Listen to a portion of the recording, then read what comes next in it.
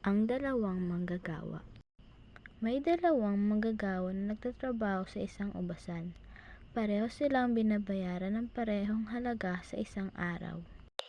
Ang unang manggagawa ay nagtatrabaho ng buong araw, mula umaga hanggang gabi.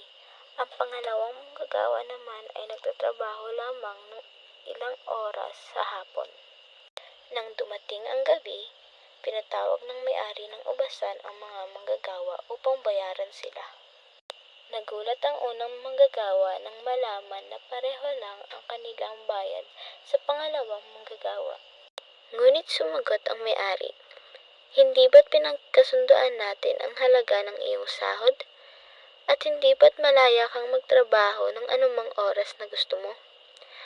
Ang pangalawang manggagawa ay nagtrabaho ng buong puso, at karapat-dapat siyang mabayaran ng parehong halaga tulad mo. Ang parabolang ito ay nagtuturo sa atin na hindi dapat tayo nag-aalala sa mga ginagawa ng iba.